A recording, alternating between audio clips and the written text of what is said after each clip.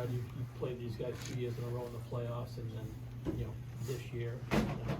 Where did you see that they were improved this year as to when you played them? Well, Their coaching staff the last few years has started to implement a game and a style that takes a few years to build, and I just think they finally got the personnel on board throughout their whole team to be able to play that way consistently each night. When you have a couple guys that aren't willing to do it or don't fit the system, then it takes time to replace them, and you're not going to be a dominant team until you can find, and that's why good teams aren't always the best players. It's the best team. That's what wins in playoffs, and they started building that when Brendan Moore got in, and their work ethic piece, and it takes years to build, and I think that this year was just the year where they got everybody on the team to be able to buy in. They get the right personnel in there. They compete. They enjoy competing, and you can see they're dialed in. So I just think that their depth now and the guys that they have on the back end, up front, all the way through the lineup, not only are they skilled, they're competitive, and they work. And he brought that work mentality to their group, and this is the year that they're seeing the payoff. So it's a team you got to give credit. They implemented a game plan, and now you're seeing it come to life. Brad, can experience play a big part in the series for you guys? It plays a part at times. It doesn't always play a huge role. There's moments where it does, and there's moments where it doesn't.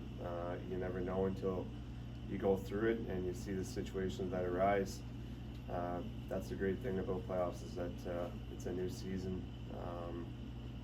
Now when you're playing for all the marbles, that's when you see the guys step up that can play at this level and at this pace, and you see guys that drop off that are regular season players. So there's different situations that arise all the way through, and different ways to manage them. Sometimes you see young guys step up that have never been in playoffs, and they take control of those situations, and sometimes it's veterans. So again, it's situational, and I think that's why we love it, is because you never know how it's going to play out, and it's always a war.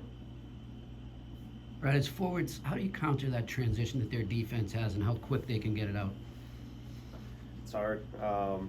They play a great game that way, where you're always on your heels, because they just flip pucks and kind of skate onto it. Biggest thing is forwards have to reload and stay above guys. It's really the only way to combat it, or you kind of sit back. So it's a tough system to play against, which is why they've had a lot of success. I know goal scoring can come and go, but how much of a relief was it to get that last one there? Yeah, it's nice to get it. At the end of the day, it was an empty netter. It's not like it was a big goal or anything, but that's how the season goes sometimes, where you could score 10 goals in 10 games, or 0 goals in 10 games. But that's why you have 82 and not 10. But overall, I think that as long as the team's winning, then you don't feel that pressure. It really doesn't matter who's scoring as long as the team's winning. And sometimes there's years where contract years and stuff like that maybe put more pressure on that stuff, but that's not really how I feel anymore about going through slumps and stuff. It happens, and you just got to work through it. And so it was nice to get that one, but I wasn't really concerned about it at any point. Your playmaking has been there the last few games. Are you feeling good about your game? Yeah, I felt a lot better the last 4 or 5 games where I was. There's a lot of stuff behind the scenes that you get picked apart with your game, but a lot of stuff going on behind the scenes and off the ice stuff that come into play with those things that you work through and work at.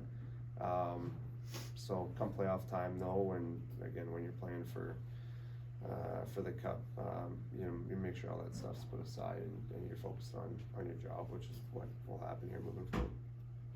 One more. What has Lindholm been able to bring to this group all in all? He playing out west, we didn't see him a ton, so I didn't realize how good a player, but he's dominant out there. You know, you'd see him once or twice a year, and I think this year, you know, he had a really good game against us one time, and the other one, you know, I remember thinking like, man, this guy's a beast out here. But yeah, seeing him every night, the way that he breaks up plays and the way he can put guys on his back and break pucks out, he's a very, very big player for his team. It's a phenomenal pickup for our group. You know, and the fact that we have him for the next 8 years is big for us. So great to have him. He's a great guy off the ice, great teammate. You know, so couldn't be happier with him joining our team and what he's going to bring for our group and the depth on our back end. You know, he's an all-situational player, and he's one of those guys come playoff time that, you know, they're hard to play against, and it's kind of where we're running into trouble a little bit in playoffs at times. That you know, we were a little bit smaller, and you're seeing playoff time a lot of teams that go far have big D cores and stuff like that, and I think they did a good job addressing that this year. You know, he's a big part of that.